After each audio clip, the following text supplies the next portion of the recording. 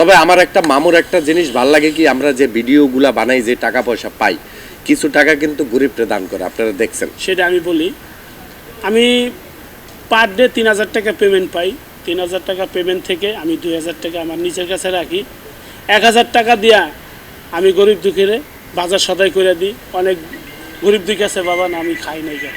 এখনও চাই ওই সিস্টেমটা করলে জানি আমরা সব একসাথে কাজ করতে পারি, কেউ রিসার্চ ইস্যু নাই।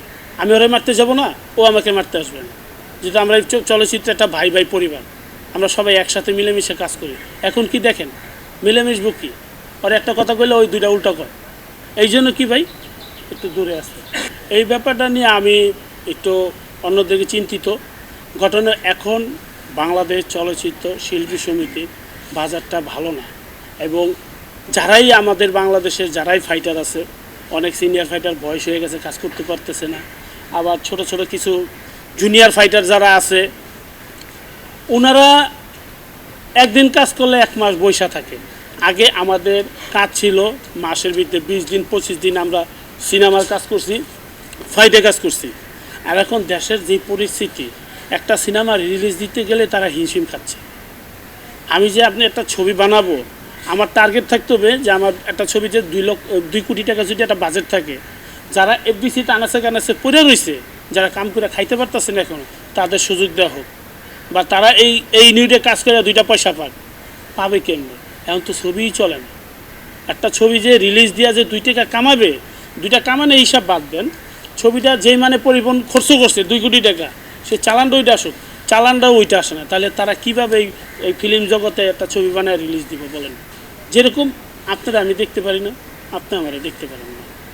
এই 2টা জিনিস আমি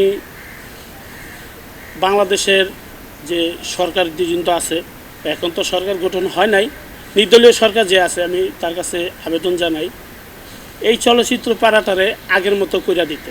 মানে আগে আমরা যেভাবে সবাই এক হয়ে চলছি, এক হয়ে কাজ করছি, এখনও চাই ওই সিস্টেমটা করলে জানি আমরা সব একসাথে কাজ করতে পারি, কেউ রিসার্চ ইস্যু নাই।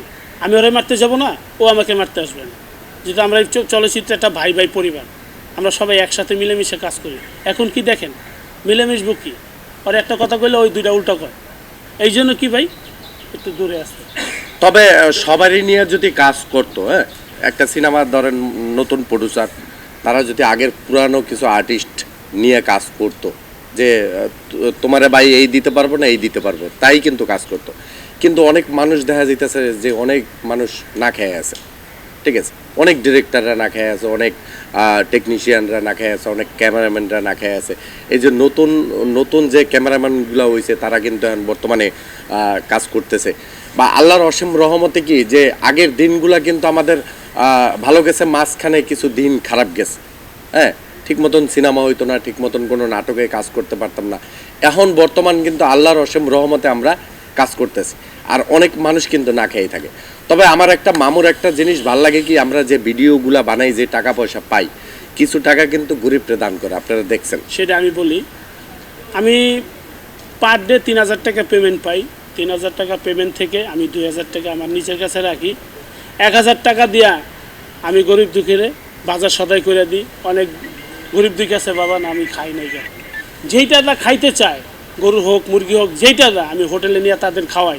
আজকাল একটা জিনিস দেখেন, বাংলাদেশে কিন্তু অনেক ধনীপতি আছে, অনেক বড় লোক আছে, কারে কে কয়জনে খাওয়াইতারে। আল্লাহ আমার যেহেতু কোভিড দান করছে, আল্লাহ যে পর্যন্ত আমার বাঁচায় রাখে, আমি চাই এই পর্যন্ত আমি সবাই জানি আমার পক্ষ থেকে আমি কিছু দান করে যেতে পারি, বা আমি কিছু সবাই খাওয়া থাকতে পারি, ভালো থাকতে চাই। ঘটনা হলো, আমি যেটা চিন্তা করি, আল্লাহ আমার যেতটুকু দিচ্ছে অতটুকুই আমি সন্তুষ্ট। আর সামনে আমি যেতটুকুই আগাই, আমি যেই পয়সাই পাই, আমি এখনও বলি, আর আগেও বলছি, এখনও বলতেছি, আমি এখান থেকে কিছু হইলে আমি গরিব দুঃখীরে দিয়ে যাব। আল্লাহ আমার দিক বা না দিক, আল্লাহ আমি পেমেন্ট না পাই আর না পাই, আমি আমার পকেট হইলেও আমি গরিব দুঃখীরে সাহায্য করে যাব। তবে সবাই গরিব দুঃখীর পাশে আসবেন আমাদের মতন।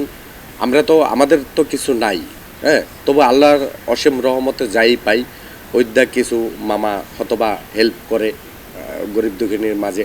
আর যাদের আছে তারা একটু মনোযোগ দিয়ে আসবেন, গরিব দুঃখিনীর পাশে থাকবেন, এটাই আমরা চাই।